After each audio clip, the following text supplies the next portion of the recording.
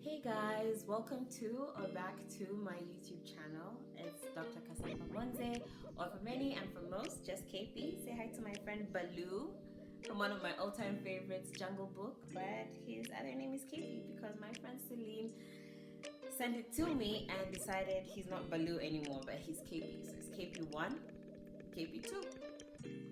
So today I just thought, how about I talk about something that nobody really wants to talk about openly, and that's adult friendships.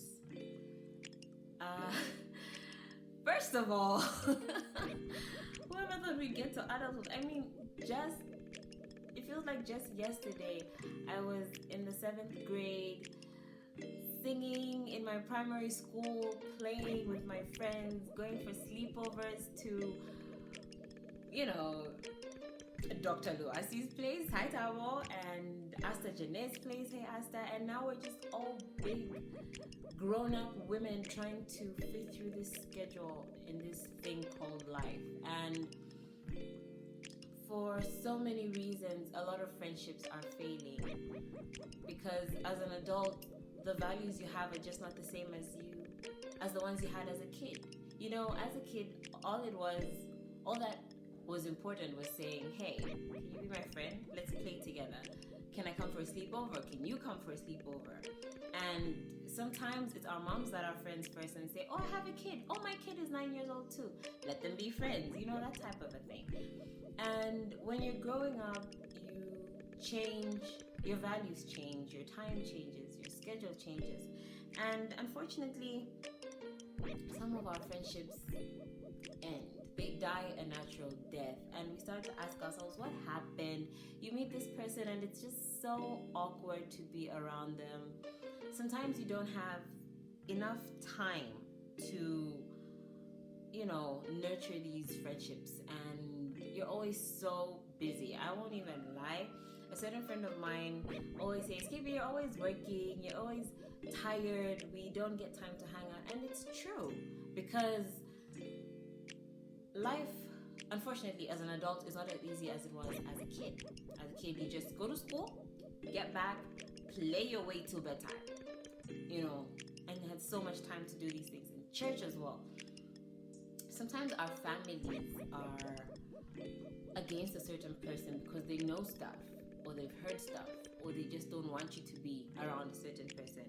Sometimes our relationships, whether married or dating, it makes it sort of hard to maintain certain friendships because you need time for your significant other as well, and time for work, and time for home, and you end up not having enough time for the friendship that you're trying to nurture, and it just makes things all the more weird and worse.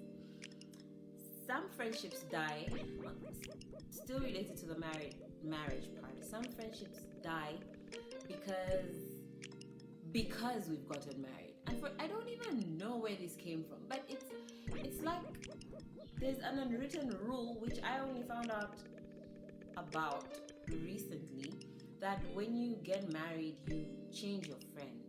And it's taken a serious toll on me personally because I got married about a year ago, and I have seen a lot of my friends deliberately get out of contact with me, and even when I've reached out. So I can't say they stopped talking to me and I haven't tried talking to them. Trust me, you try talking to these people, and I put on a belt and just decided, let me ask why we're not talking anymore. And she said it, like, without even hesitating. Like, KP, you're married now. We can't be friends. I'm a single girl, or I'm a single lady. I'm going to do things, and I want you to do certain things with me that because of your married status you can't do. And I sort of understand that, but is that really a reason? And unfortunately, some friendships die because of work. Not the time aspect, but the fact that some people aren't able to get jobs, to get into employment, and it's so hard for them to fit in. And even people that are working make it hard for them to fit in, because you find somebody inviting you to a lunch or a date or a meetup, and the conditions are carry 200 kwacha for your own plate of food, or let's link up, let's go to South Africa, let's do a girls' retreat, let's travel. And this person has been out of employment for years and they can't afford this type of life that you're proposing to them. And it makes it awkward for them to be around you, and eventually they just decide to cut you off because you're inconsiderate of their socioeconomic position. Kids. I don't have kids yet, but I have friends that I have unfortunately not seen in a long time. And I understand because they have kids now. So apart from being wives and doctors or engineers or teachers, I can't remember the other two, but apart from their busy work schedule and home schedule, they have toddlers in the house that they're trying to take care of. And I've learned to understand, but there's so many people that don't. Until today, some people think, oh, now she's the kids, she's changed. Oh, now she's married, she's changed. But that's not the case. People are really trying to survive. They are trying to survive. So, I think I've talked a lot about the reasons why they're not working. Let me just, I came up with a short list, not all on my own. I researched, I read, and I've heard from other people on how to make adult friendships work. So I have 7 points, but I may add in 1 or 2 in relation to a point that I may mention with time. So I'm all about being intentional. My Instagram page is Be Intentional, and oh Lord, I have to work on that too. But I'm all about being intentional. If you want something to work, you have to be intentional about trying to make it work, whether it's work itself, home life, married life, work life, or friendships. So the first point is, I'll be reading from my phone because I wrote it down. Make time. So I have a friend who lives just down the street, and I actually haven't seen her in a while. But every time we see each other, we do actually intentionally tell each other, hey, I'm coming over, or hey, please join my husband and I for lunch. She's married as well. Join us for lunch or join us for dinner. Make time. You know, you go to work, you're at work from say 7 to 5 p.m. and when you get home you want to relax, but you want to nurture a friendship. So decide, okay, when I get home I'll probably pass by for at least an hour and just talk. Just be there, okay? And with making time, you can look for activities that will help you do friendship and activities simultaneously, like baking, for example. Invite this person over to bake with you. That way you prepare your treats for the week, and at the same time you are spending some quality time with a friend. Or cooking. You could teach each other recipes. Maybe you think, oh, let's study together. You see, like in medicine, we continue studying. Like we we continue studying our whole life. And so my friend down the street, I should call her before I even finish this video. I should call her. Yes, you could call her over to study or to discuss cases. You could discuss business ideas, even stuff that you would naturally do on your own. Incorporate a friend and use that as a way of spending time with them. Go offline. So there's 2 points to this. Go offline when you're with them. Like, get off your phone. Like, be in the moment. Just get off your phone. And also, don't rely on the friends you have on the internet. Like, interpersonal relationships are so important. And so much is masked behind these screens that you don't get to see. So much is left unsaid or unfelt because we're so dependent on what's on our phones. The third thing is make your friendship a priority. When you're planning your week, I'm a planner. I love to plan. I love to be spontaneous as well, but I also love to plan ahead of time. And if I know my week has 2 call days and I have to be at work from 8 to 4 p.m., I should be able to say on Thursday at 6:30 or 6:45 in week 3 or in week 4 of this month, I will go and visit KB. So So I'm trying not to use people's names because I have not gotten their permission. So I'll just use my own name. So put it in your plan. Prioritize seeing the people, even if it's just once a week. Once a week might even seem much. Once in 2 weeks, once a month. It helps. It makes all the difference. Number 4, quality over quantity. Now this, I am preaching to myself. I am preaching to the choir. I have always had so many acquaintances. Before 2015, I would say I have had so many friends. But since I learned that not everyone you're acquainted to is your friend,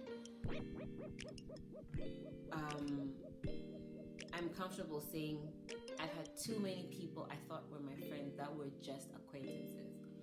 It's important to weigh your friendships and see who's a friend and who's just an acquaintance. It's okay to not commit to a friendship that you know is not actually a friendship. If you're open, if you're outspoken like me, you could actually tell, like, are we really friends, or do we just know each other, or are we just workmates? And by the way, your workmates are not your friends. They are not. They are your workmates.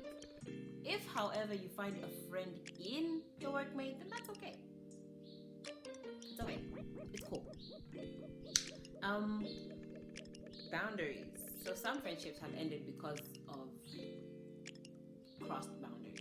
So make sure you set clear boundaries with your friends. I will not let any of my friends get too chatty or too friendly with my husband. That's overstepping it. And I shouldn't do the same either. I should be able to respect my friends' homes, their marriages, or their relationships. It's so easy to get entangled. No, I will not use that word.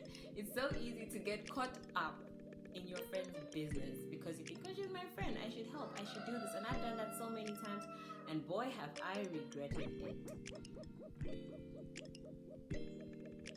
We need to set boundaries, clear boundaries, and say certain people can come home.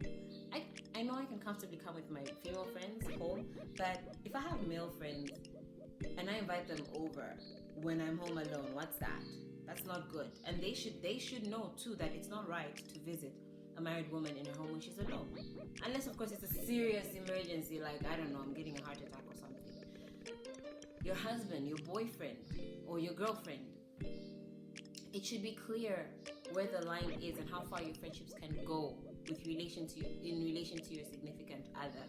Just to avoid the awkwardness, to avoid the weirdness of it all. Does it feel right? Unfortunately, some friendships, they aren't right, they don't feel right, they don't go right. If a person is making you do things that don't sit right with your spirit, you are not handcuffed, you are not chained down, you are not being held hostage. Go. Leave. It goes back to the boundaries part. Like, if something doesn't sit right with you in a friendship, speak about it, talk about it, air it out. If it's still not changing, or person is still not changing, go. It's okay. It's totally fine to walk away from a friendship if it's not good for your mental health. And last but not least, knowing when to let go. So, short story time. My best friend and I have been best friends for the longest time. Okay, maybe not the longest time, for about 12 years now. And in those 12 years, I think we've broken up twice. I think.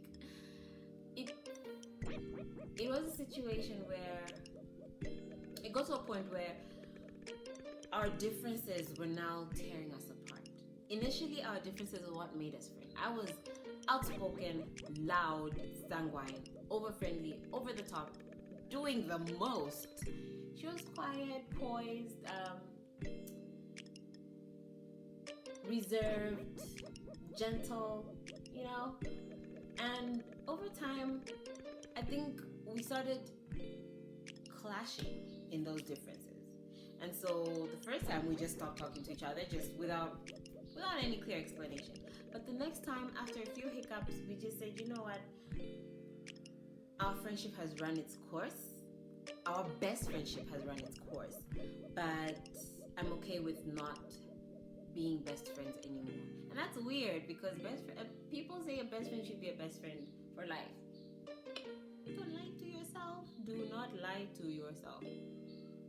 However, we're still best friends. Love you, Mel. But we know our boundaries. We know our limits. We make time when we have it. We talk when we need to. Nobody feels obliged to do anything for the other person. We love genuinely from a distance. And I feel it has helped us grow into the women that we are.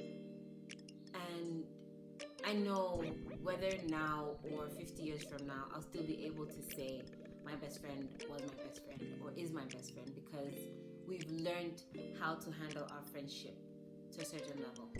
We respect each other's individual relationships and we respect each other's individual friendships. I have other friends. I can have other friends. She has other friends and she can have other friends. None of us is locked down to this one friendship alone. And that's something that's important for all of us to realize and to consider when having friends in adulthood. Because the friends you had in your childhood or school days, I feel like they were friends of circumstance. You know, we live in the same neighborhood, you're friends, you go to the same school, you're friends, you sit in the same class, you're friends, you go to the same church, you're friends. But as an adult, you have to choose. So my admonition is make the right choice and don't be afraid to let go. I will see you in the next video. Let me know what you think in the comments below. Let me know what you agree with, disagree with, because that's how we learn and that's how we get even better at what we do. Take care. Don't forget to like, share, and subscribe. Tell a friend to tell a friend. And I'll see you in the next video.